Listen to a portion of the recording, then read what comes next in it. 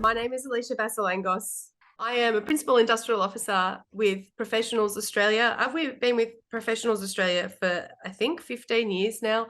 I work predominantly with our members in local government and water. And a big part of what I do is negotiation of things like our industry award. So I deal with lots of collective matters. I deal with broader industry matters. And then also we deal with our individual member matters as well. And in my time with PA, I have assisted many members with performance management issues and concerns. And so today, the goal is to talk you through what those processes should look like from an ideal perspective, provide you with some tips and a bit of a checklist to think about if you're ever in this situation. It's a tricky thing to talk about in general terms because I know everyone who is online has come to us from a variety of different industries and employers and backgrounds.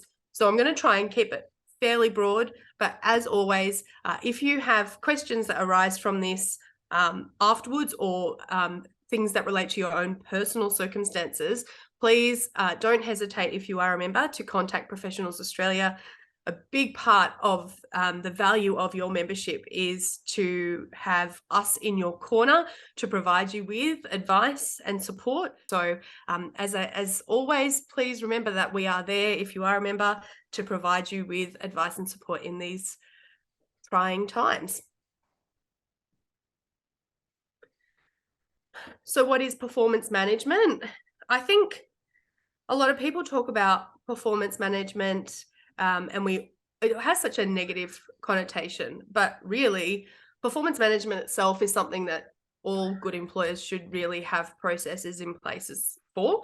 And if you're doing your performance management processes properly, you should very rarely have to get to the point where PIPs are being used because it is really this novel idea of regular communication between an employee and their manager around what their goals are, what their priorities are, what they should be working towards. And it should be a continuous process of regular, systematic, objective feedback where both employee and manager are on the same page around what the employee should be working towards, what their goals are, what training is available to support them through those goals.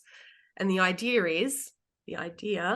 is that if there is those regular forms of communication around this bigger picture stuff, then any performance issues, concerns can be nipped in the bud. It's not an unusual thing that where we see PIPs being used and warnings being issued and all of those sorts of things, it's because at the outset, there isn't that really good process of communication between employee and manager around what the goals are and what they are both working towards. Because ultimately, it should work like a team. Everyone should be on the same page. There should be clear expectations from your manager or supervisor around what it is that you're working towards. And that will move and shift, as we all know. But if you have a good performance management system in place in your workplace, then those conversations should just become part of your weekly, fortnightly, monthly sort of work plans and processes. Because if your manager knows what you've got on your plate, the reality is they're unlikely to be shocked if things are not happening in, I guess, the timeframes perhaps that they might have anticipated. Unfortunately, it isn't always the case that performance management is done well, and we typically find that performance management is used as a term really to talk about negatively managing underperformance. Addressing underperformance. So that's effectively what we're going to talk about now for the rest of this webinar. The first thing I did when I went to put these slides together is have a look at what it is that Fair Work tells people when they're Googling, what do I do? How do I address underperformance? And the first step there is really important. And that is To take steps to manage underperformance, the first thing an employer should do is, what are the rules for them to follow? Typically, you'll find that your award, if there's an award in place that you work under, or your relevant enterprise agreement or workplace agreement, there might be policies or procedures in place at your workplace that should specify a procedure for addressing underperformance issues.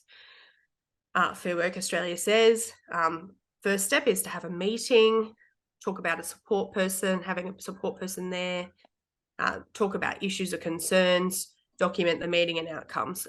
And I don't disagree, but I think that first point is really, really important, because I can't tell you how often we have a member calling us saying, I've been given a letter, I've been told I need to go on a PIP, and this is the first that this employee has heard of there being any concerns around their particular performance, or the first that they've heard that there are any allegations of whatever it might be. So it's really important. Yes, employers need to understand what their obligations are, but as people in employment, as members of unions, it's really important that you understand what your rights are in terms of the processes in place at your workplace. And that, again, is the value of being a member, is if you aren't across it, maybe your workplace delegate is, and if they're not, we are.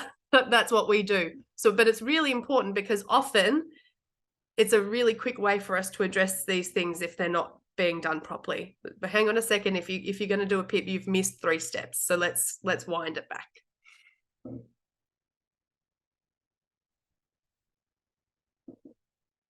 So without going specifically into each individual workplace, because I understand everyone online has come from a variety of backgrounds, typically what you would expect, and this would be covered in your enterprise agreement or your award or your workplace policies or procedures, the first thing that should happen is there should be an informal discussion or a conversation between a manager and an employee, where the manager has concerns about the employee's performance.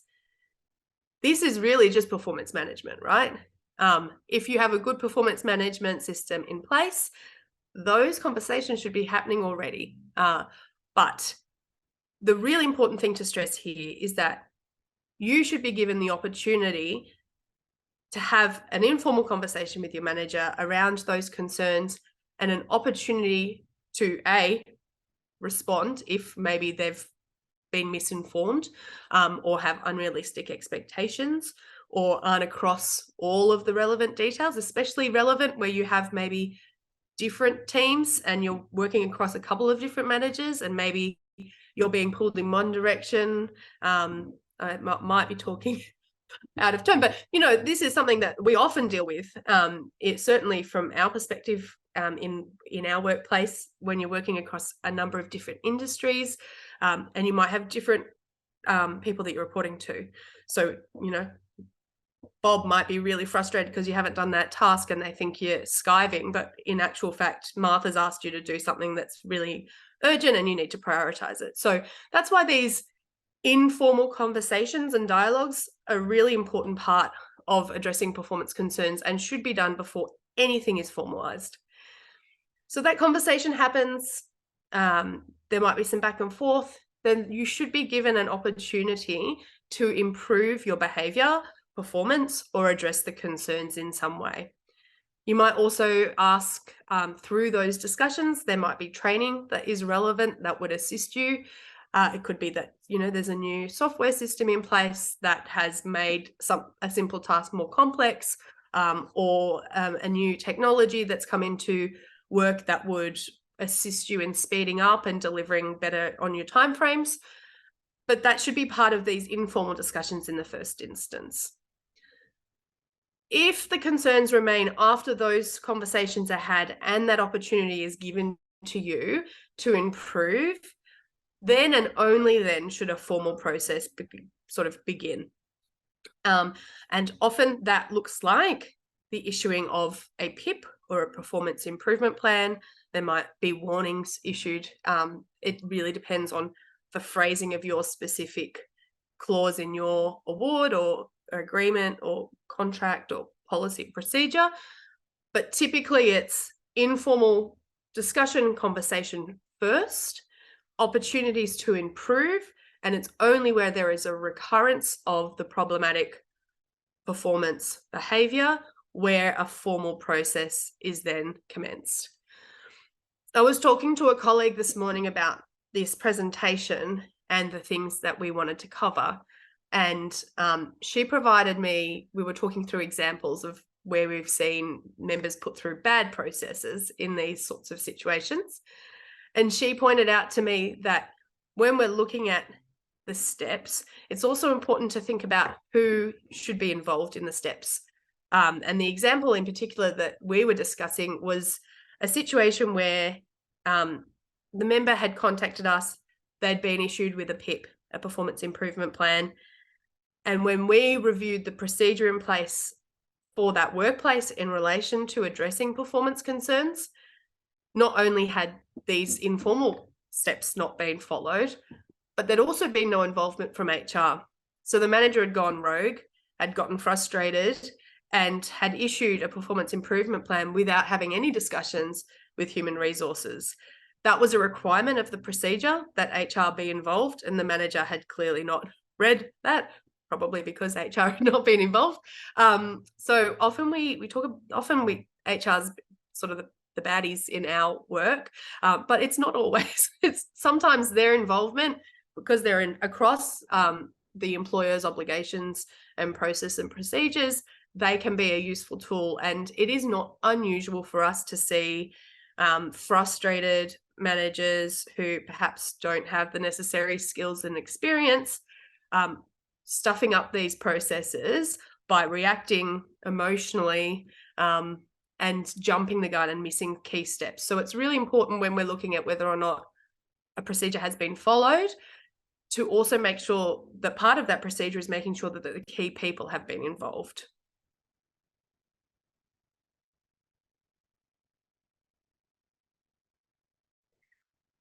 Lost my cursor. There we go. So what is a PIP? A PIP is a performance improvement plan. It's a tool that is utilised by managers to seek, when they're seeking to address performance concerns. It should be a written document. Everything in writing is a really important part of all of this. And it's a really important point to make here that the goal of a PIP is to improve performance, improve employee performance. A goal of a PIP is not to be a ticker box exercise in the road to dismissing an employee. So it needs to be something that is a tool. Yes, it's used as a tool by an employer when they're addressing things that are of concern, but it's not a punitive measure. It's the goal of a PIP is to help an employee improve their performance.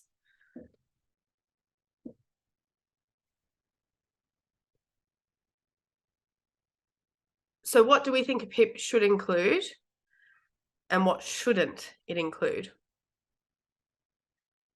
It should include clear, demonstrable reasons for the performance concerns.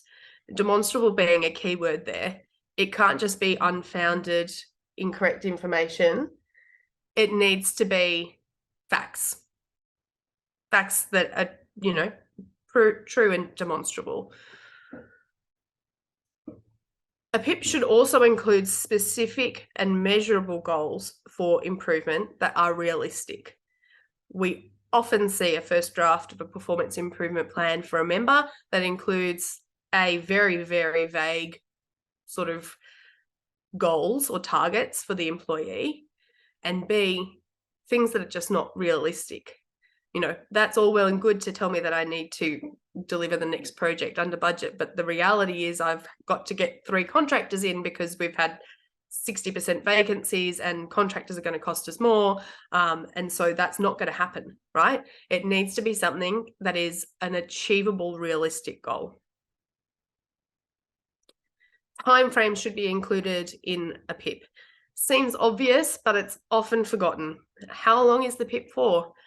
How often are we going to be checking in, what's the processes in relation to making sure that I am on track to reaching those targets. Training. You've raised concerns around my ability to, provide reports on time. What training's available to me to support me in improving my behavior in that space? And then the outcomes at conclusion. So what are the timeframes? And then what happens at the end? So this is the end date. If I tick all the boxes, what happens next? What happens if I tick 70% of the boxes? What happens if I don't tick the boxes? That should all be documented within that PIP document. A PIP should not include personal attacks.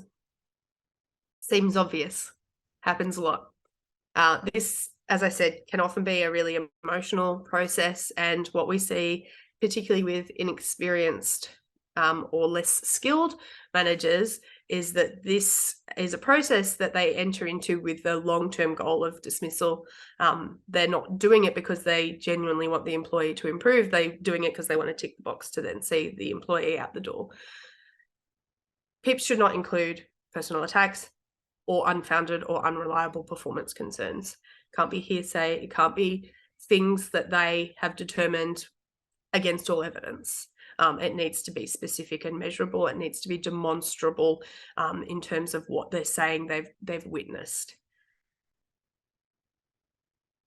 A PIP should not include vague or non-specific performance goals for improvement. And I'm going to give you an example of one in a moment. It shouldn't include threats. And that's all. So before we move on from this, I was just going to share with you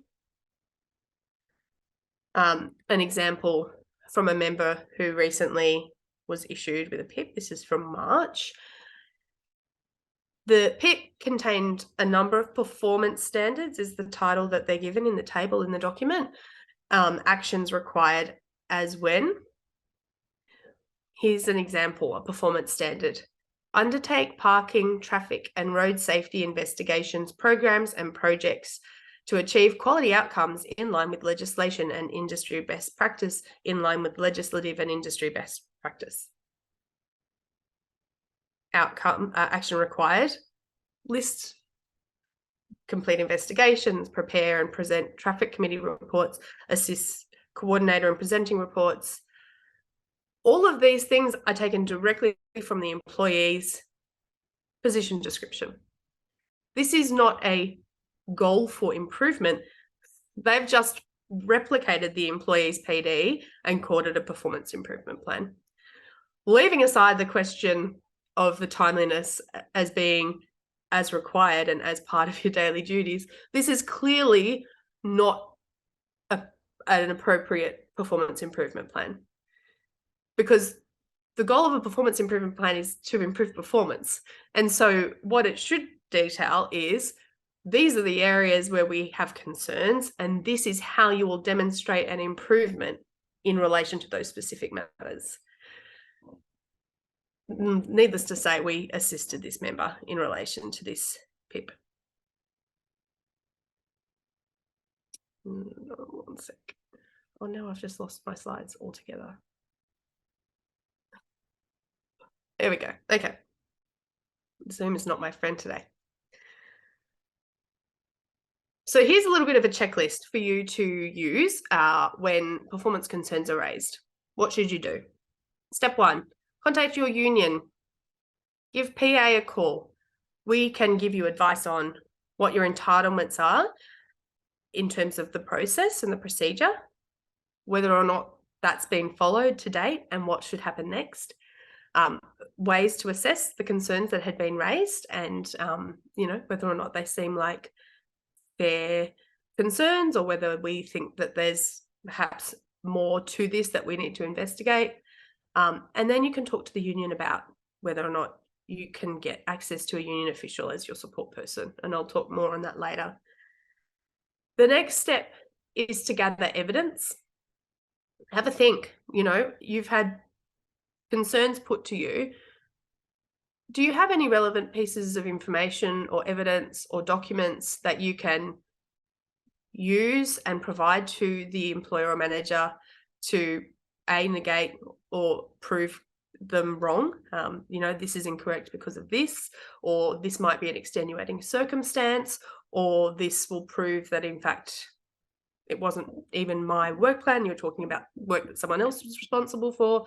So get on the front foot and gather any evidence or documents that you have that will support you either overcoming the requirement for the PIP in the first place, or addressing perhaps some of the concerns raised are unfair or unfounded. It's really important to remember to get everything in writing. So after every meeting or every phone call or conversation, please send an email to your manager or supervisor or HR, whoever you've had the conversation with, and summarize what you discussed with them, what was agreed, what actions were agreed to. I said I was going to do this, you said you were going to do that, it was going to be done by this date. This is so important. It's so important in all aspects of your working life, but particularly when it comes to this, because it helps make sure that everyone is on the same page. So, I might send an email and say, yep, Adrian, I said I'd do this, you said you did that. Adrian writes back and says, no, that's not what I understood. So it helps cut that sort of confusion off right at the outset. And it also makes sure that everyone has clear, documentable sort of timeframes and actions agreed to. So if things go awry later down the track and they say, no, at this meeting, you agreed to do this, you can pull up that email and say, well, actually, that's not what happened. And then the last point, always have a support person. You have a right to request to have a support person with you for these meetings and these conversations, and it's extremely important to do that. A support person, is there to provide you with support. So they might help you feel a little more calm. They might be there to help you, call a break, or if things are getting tough or emotional, or to rephrase things if you're feeling overwhelmed and confused during meetings. And a support person also provides you with a witness to discussions. So it's like that sort of third-party observer sometimes, where if there's going to be some confusion around what Adrian and Alicia said, Steve was there and Steve can validate either version, or maybe it's a third version altogether. But it's really important and invaluable to have a support person present for these sorts of discussions.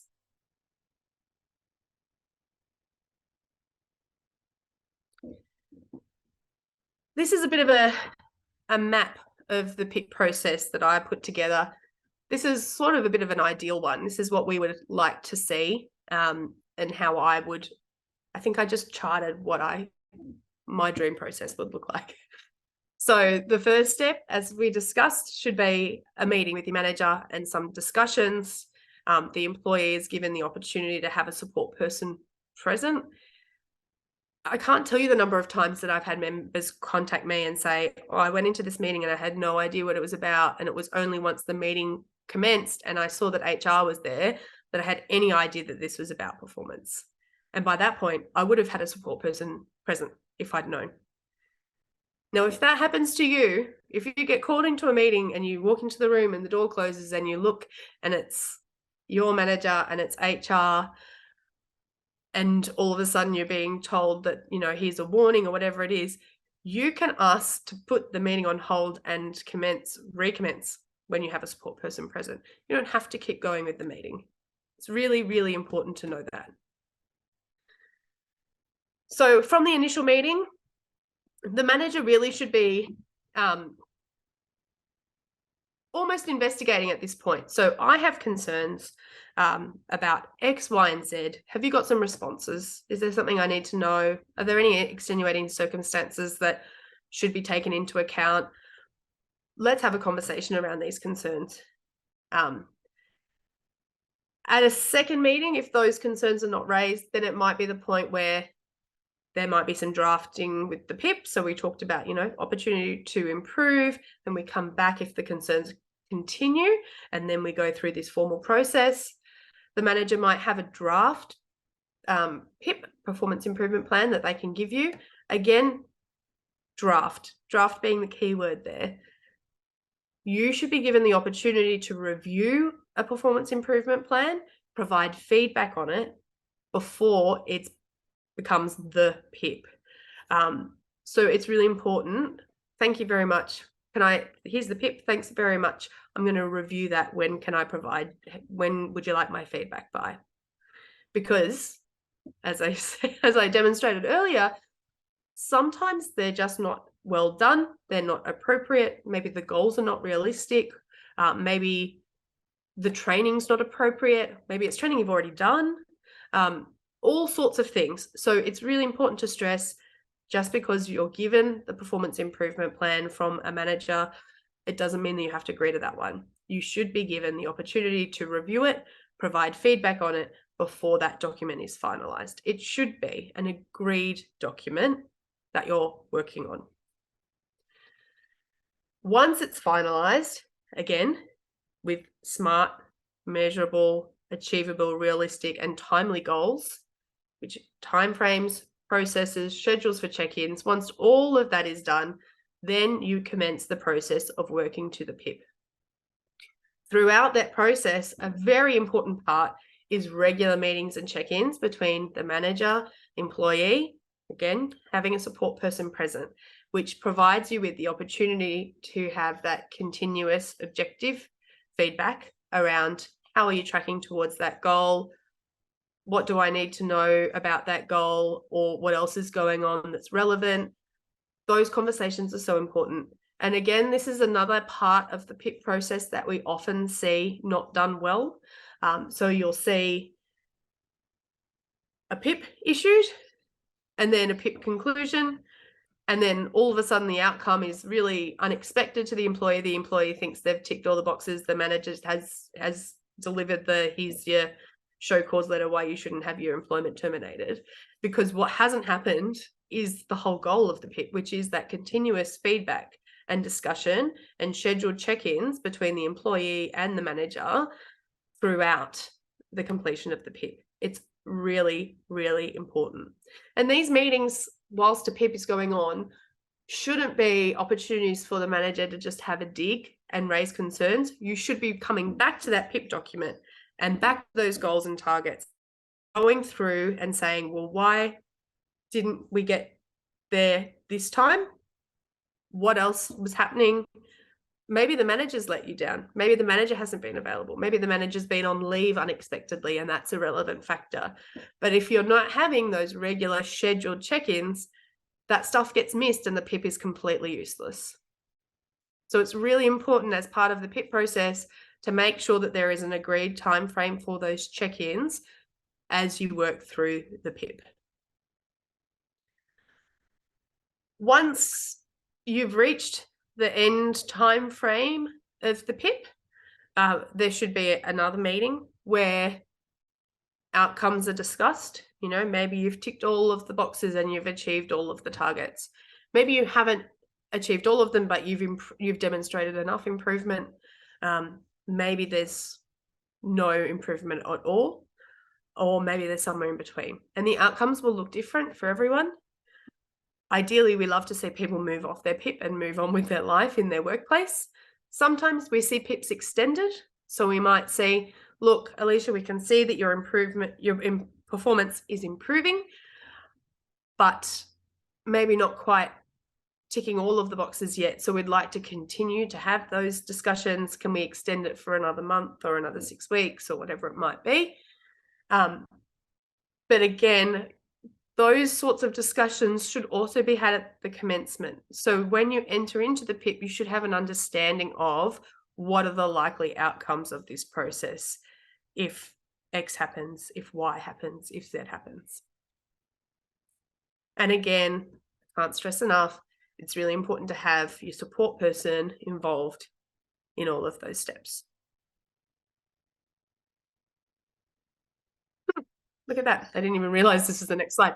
So a support person is really, really important. I don't think I've stressed that enough. Who is a support person? How do you choose? So typically it'll be your union delegate, a union official. Some people choose to have a colleague. If it's sufficiently serious, we would encourage you to have an official, although a lot of our delegates are really well skilled in being support people for our members as well. What we've found recently is that there is a number of employers out there who sort of try and say to people during these sorts of meetings, Adrian, you're here as a support person. You can support by sitting quietly in the corner and observing. That is not the role of a support person. You are allowed to speak as a support person in a meeting, and there's some case law that has demonstrated that, particularly when we're talking about union officials. You have the right to speak during the meeting. You're not there to advocate, but you are there to clarify, to confirm, to rephrase, to ask for breaks. So a big part of what we do as support people is to do exactly that. Sorry, can I just clarify? So what you're asking Adrian is, does he have a reason why X, Y, Z didn't occur? Adrian, are you okay with that question? Do you understand? Okay, great. Thank you. Sometimes we might not speak at all. Sometimes you have a manager or an HR person who's running the process and they're fantastic, and the support person just sits there and nods and smiles. But often it might be that all I do as a support person in these meetings is to rephrase, clarify, sometimes ask for a break, ask for next steps or procedures, those sorts of things. It's been made a very interesting process through wonderful technology like this, because as someone who looks after members in local government, quite often my members are all over the state and I can't immediately get to Deniliquin in an hour's time or a day's time. And so I will do these. I'll be a support person via Zoom or Teams or whatever it might be. And you don't have the ability to kick someone under the table via Zoom. I do have a system for texts now, but sometimes you'll find if you're being a support person, it's not an unusual thing when we're being provided with a lot of criticism for people to react emotionally and perhaps a bit reactively. So we often see members in these situations get very argumentative. They might want to debate. They might react by flinging their own mud and making their own concerns and claims. It's not a productive way to go through these processes, because it's not painting you in a better light by pointing the finger at someone else. So a big part of a support person being present is to allow you to stay on track if you're the person facing these performance concerns. It's really normal to feel like you want to argue your case in these meetings, and often that's not what you should do. You take the information on board, you have a think about it, and when you're calm, you provide a response. In writing, it might be, if in person is not going to work. When you're selecting a support person, it's really important that you choose someone who you can trust, who isn't involved. It's not an unusual situation where there are lots of other. If you're using a delegate, for example, it might be tricky, which is why we often get involved as officials, because there's the delegate might work in the same team. It might not be appropriate. And the key is to just make sure that it's someone you can feel comfortable with. These can be really vulnerable situations to be in. And so it's important to have someone there that you do feel comfortable being vulnerable around. So the next few slides are a checklist that we developed for our delegates to use when acting as a support person for a member who's going through a performance management process. And when I looked at it, I thought this is just such a helpful document for everyone to have access to, because it's really just a list of things to consider when someone is being asked or being asked to go on to a performance improvement plan or process. So, were performance concerns raised before the commencement of a formal process? We've covered that. And then was there a period of opportunity to improve? Was the formal performance management plan initiated in connection to the member exercising any workplace rights? So have they been targeted? Have they spoken up in the consultative committee around, a proposed change to the way that cars are provided to employees? And is this actually a reaction, and it's vindictive, and it's a targeting of this employee because they've exercised a workplace right? Has a formal warning been issued, and have they had a chance to respond in writing? Did the member receive clear explanations about why the employer considered the performance unsatisfactory? Has it been provided in writing? Have they been provided with an opportunity to respond to those performance issues? Have they been given clear directions regarding the required level of performance? So is there a performance management process in place at this workplace? Does the employee have regular check-ins with the manager to understand what it is their manager wants them to be working towards? Are there other factors affecting performance? So is there something going on in the employee's family life? Do they have financial issues? Are they unwell? Is there an injury at play? These are all relevant factors to consider. If there is relevant factors, injury, illness, is there something the employer should be doing in relation to that? Should they be making some reasonable adjustments in the workplace? And would that stop these performance concerns being raised? Have they been provided assistance in meeting the PIP? So training or mentoring is another one. Did the employee get the opportunity to have a support person? Are the goals SMART? So as we said, are they documentable? Are they realistic? Are they measurable? Are they achievable? What's the interplay between the goals and other colleagues or other people in the workplace? So does the achievement of goal A for Alicia also require Adrian to be on his game and doing his thing? Are there goals or things in the plan that the employee doesn't have the experience for? Is it reasonable, right? Are there going to be regular review meetings? So this comes back to that point around scheduling that we talked about. Do they have copies of the policies and procedures? Often this is not remembered because often they're not being followed. Again, as I said, often they're not being followed. So those policies and procedures, so important. That's the thing that you do at the start of these processes. Are there concerns that this is a means to an end for the manager or the employer? Are there any indications that they're really just doing this as a tick the box exercise before this employee is shown the door? Are there concerns around discrimination? Are there concerns around workplace bullying? And have they been given guidance and from the union? So this is a tool that we put together for delegates, but ultimately I think it's just such a beneficial tool for all members to have in their toolkit in terms of considerations when performance improvement processes are put into place. The last thing we're going to touch on is what to do during a meeting. And I'm going to get Steve to talk us through this one. You might be sick of my voice by now. I know I am. Okay, hello everyone. Alicia's been covering it pretty well.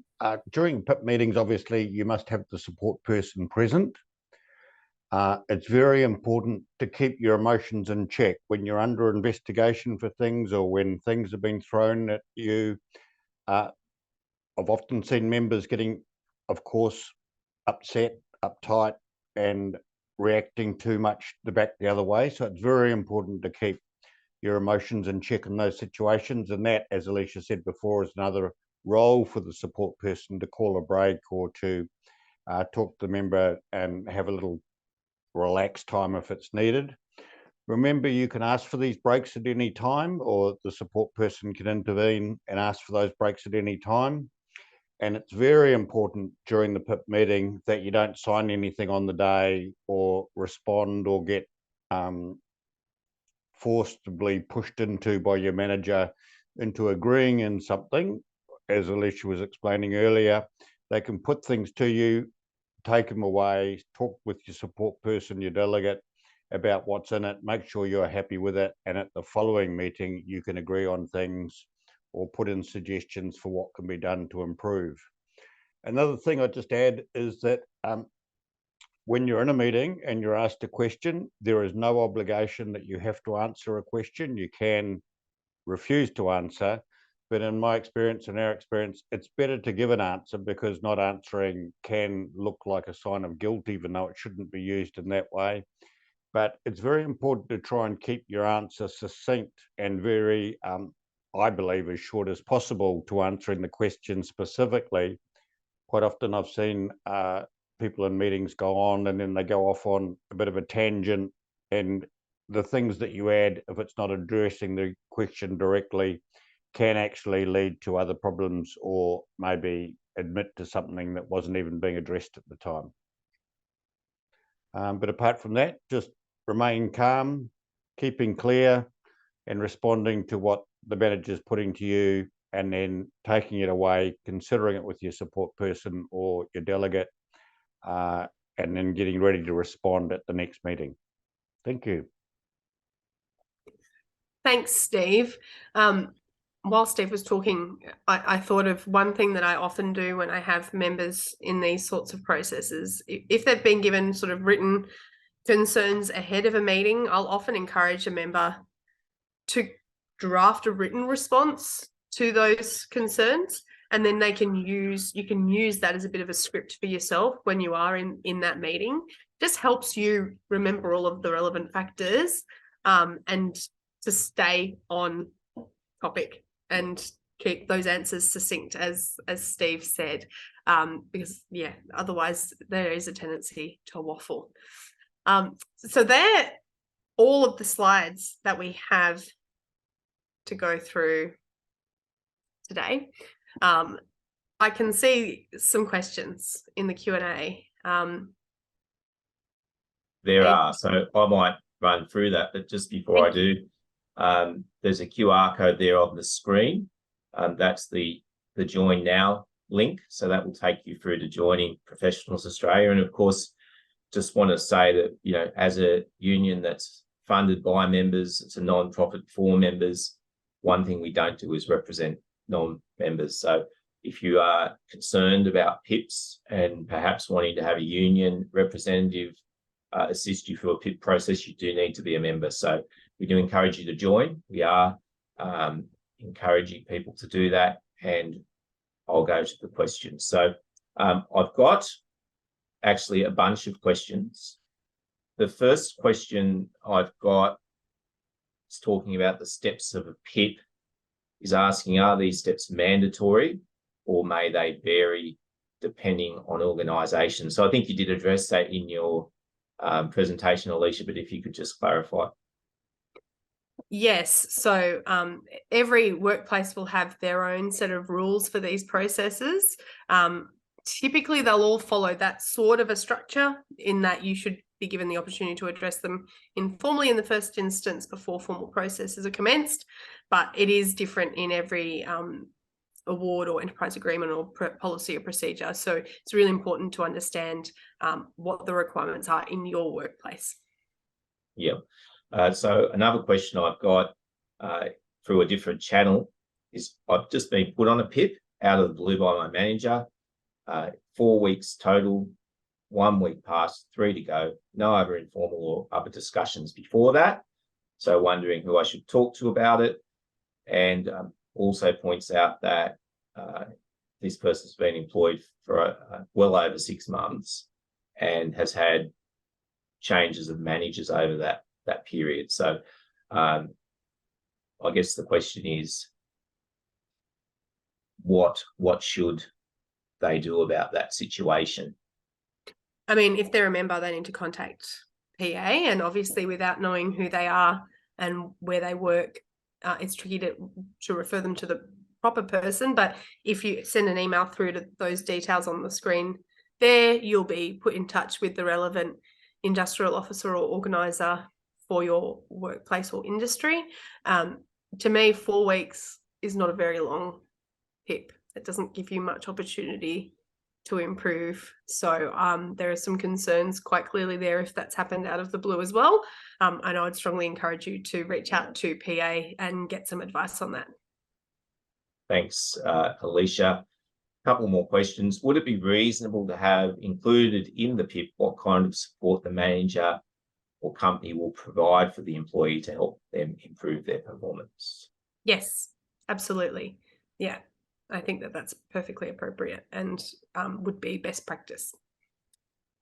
Yeah, fabulous.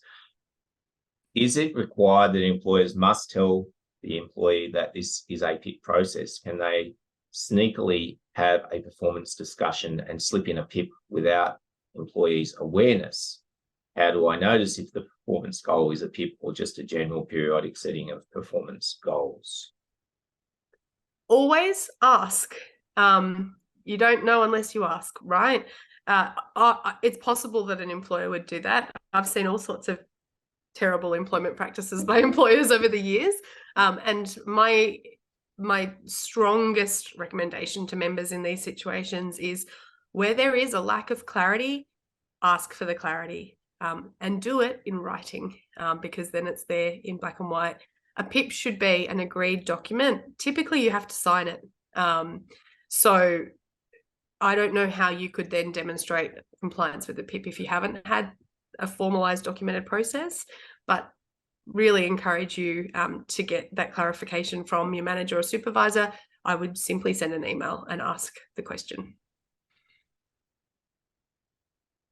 Okay, I've had employers state that current colleagues aren't allowed to attend a PIP meeting. Is that allowed? As in a support person, perhaps?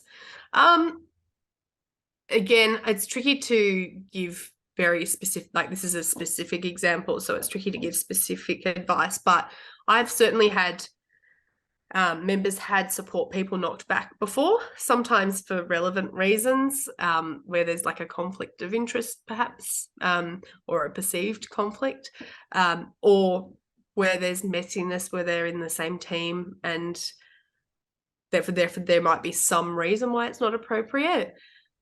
But they're typically more where there's allegations outside of just performance concerns, where there's, corruption or misconduct connected. If there's no really good reason, then you should challenge it. And again, reach out to PA because we can provide you with advice on your specific set of circumstances. Yeah, great. There's quite a few questions in the Q&A, but we've probably only got time to answer 2 more. So we will get back to everyone else with an answer and a Q&A.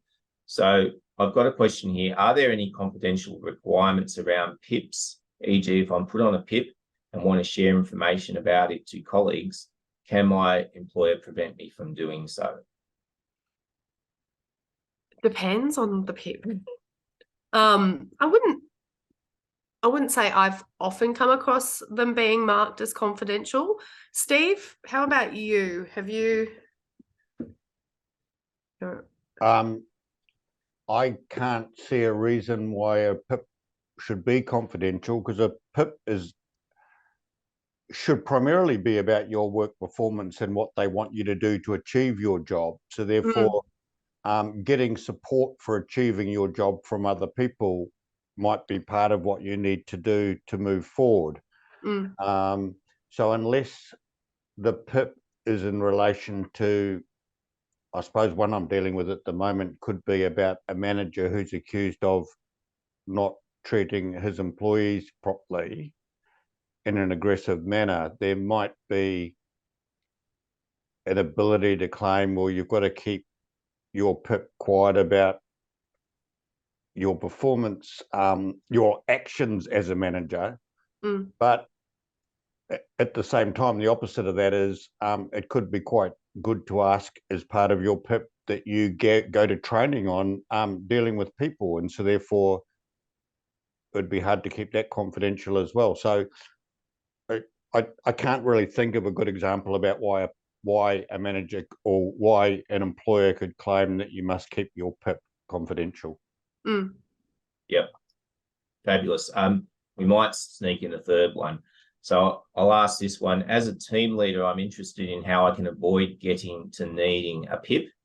I have had to have these difficult conversations before, and they are tricky. you mentioned the term realistic. Any tips on how to come to a realistic goal, especially if someone has low performance? I mean, as a manager, the best way to get to a realistic goal is to see if the employee in question also believes that it's realistic and achievable, or if you have other people in the same role, to consider, you know, what is the evidence around what I'm asking for, and is it in fact realistic based on what has happened in the past. It's hard. It's so hard. And, you know, it's hard to go through this process as someone who is having their performance sort of measured and targeted through sort of concerns of your manager. It's also hard on the flip side, and being the person having those tricky conversations. I think that the key to a good performance management process is that ongoing communication and continuous feedback. Yeah. Unfortunately, there's no silver bullet. It's hard work, but it has to be done regularly. Thanks, Alicia. And just one more, because I think this one's fairly easy to answer. How does an employee being in their first 6 months probation period affect the performance management process with regards to APIP? That's a great question. I was actually thinking, as the questions came in, that I should have addressed probationary periods.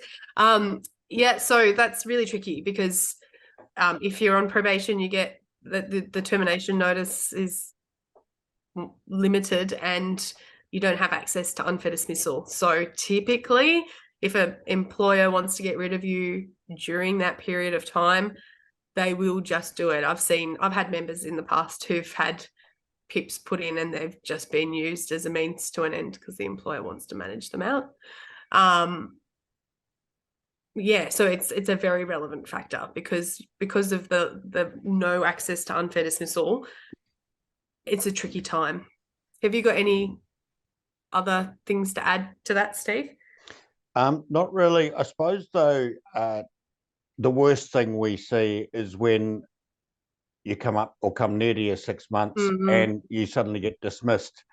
And I've often argued, well, why haven't you raised concerns beforehand to give the employee a chance to correct it? So on one view, you could say if a manager or an employer is trying to performance manage you during your probation period, it's actually could be a good thing that they're trying to help you improve before you get to your 6 months. But I've also seen, as Alicia's just said, where they use performance to sort of justify their termination, because they must, to avoid the your lack of access to unfair dismissal, they've got to do it before the 6 month mark. Yeah, that's a really good point. And I guess, again, part of the value of being a member of PA is the only way you can really address that if you don't have access to unfair dismissal is where there's a pattern and a regularity to it, and you can address it through other sort of mechanisms. So we know if a particular employer or manager has a practice where at the end of everyone's 6 month probation, they sort of go, no, you weren't meeting expectations by. So when you are on probation, it's a really important thing to factor in, is to making sure there are those regular performance check-ins to avoid an unexpected conversation at that 6 month period. Yeah. As stated. Thank you.